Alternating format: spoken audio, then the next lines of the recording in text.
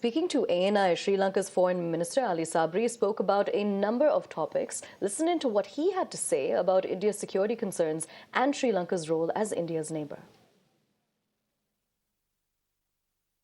So we have very clearly stated that we would like to work with all countries, but any reasonable concerns to the Indian security will be taken into note, and we will not allow anyone to harm that.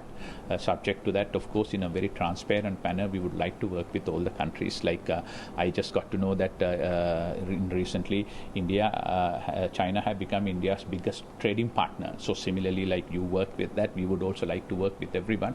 But that should not come at anyone else's or third party's cost. So therefore, let me reiterate, as a responsible neighbor and a civilizational partner, we will not undertake anything which would harm the legitimate security concerns of the India. And speaking on the Kachativa Island issue, the Sri Lanka Minister of Foreign Affairs said that there isn't a need to recommence anything related to it. Listen in. Yeah, I think if you very carefully look at it, these are the matters which we have discussed and concluded long time ago with country to country and government to government, which we are relied on each other. So therefore, I don't see a necessity to recommence it. If you carefully look at those comments also, they are none of them are talking about recommencing it or anything. They are finding it whether the deliberation at that time went on properly or not on domestic political needs. And speaking further about ties with India, Sri Lanka's foreign minister lauded the relationship that the two nations share, saying that ties are at an all-time high. We have an excellent relationship. I think almost all-time high.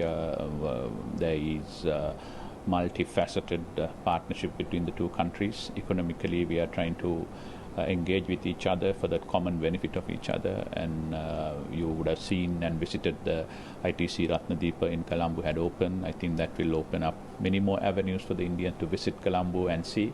And we are looking at a lot of investment in port and renewable energy in other infrastructure. So going forward, we see a win-win situation for both countries.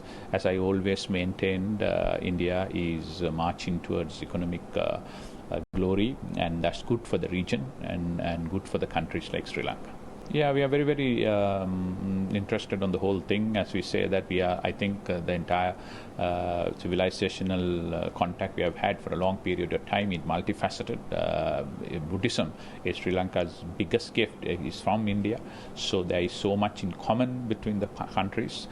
All communities, Buddhists, Sinhalese, Tamils, Muslims, all have been influenced by the Indian civilization. So we see a lot of partnership going forward, and this Raman trail may be a very good beginning for us to further spur the already good tourism and people-to-people connection.